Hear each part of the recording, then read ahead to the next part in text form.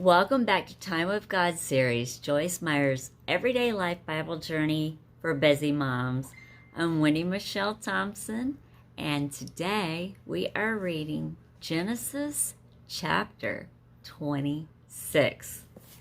And there was a famine in the land, other than the former famine that was in the days of Abraham, and Isaac went to Gerar, to Abimelech, king of the Philistines.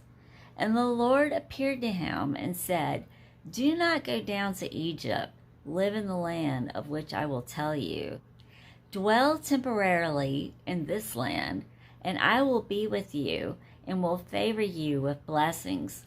For to you and to your descendants I will give all these lands, and I will perform the oath which I swore to Abraham your father, and I will make your descendants to multiply as the stars of the heavens, and will give to your posterity all these lands, kingdoms, and by your offspring shall all the nations of the earth be blessed, or by him bless themselves."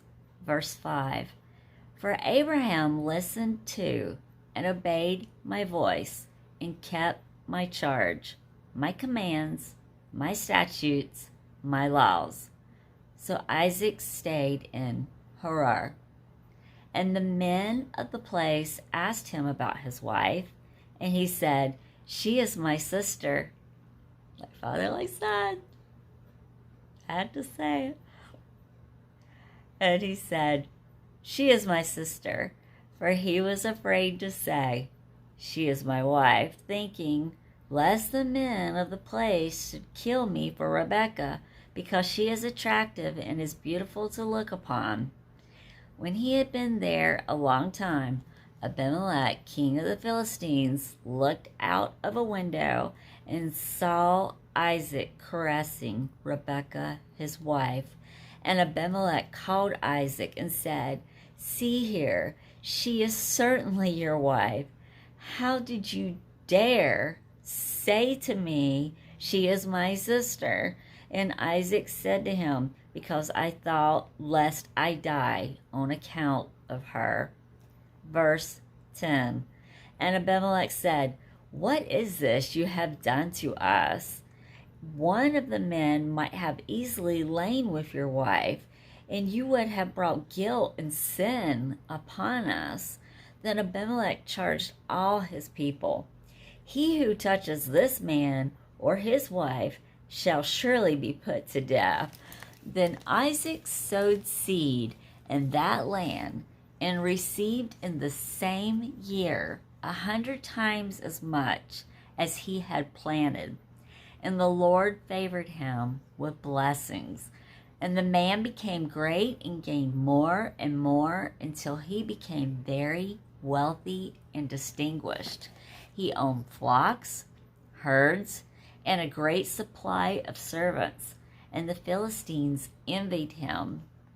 Verse 15, "Now all the wells which his father's servants had dug in the days of Abraham his father, the Philistines had closed and filled with earth. And Abimelech said to Isaac, 'Go away from us, for you are much mightier than we are.'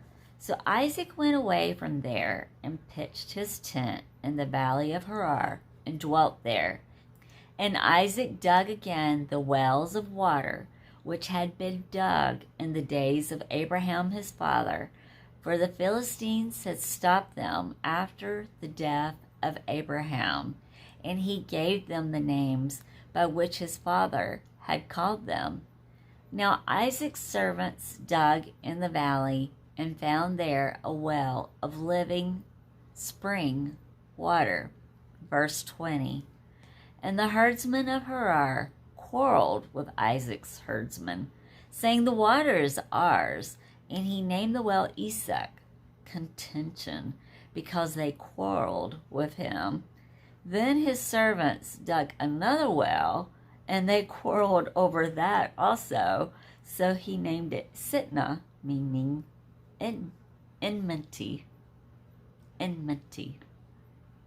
Enmity. Sometimes it just doesn't roll off the tongue. And he moved away from there and dug another well, and for that one they did not quarrel. He named it Rehoboth,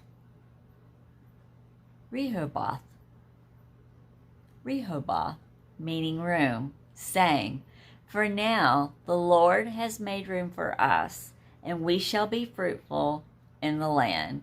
Now he went up from there to Beersheba.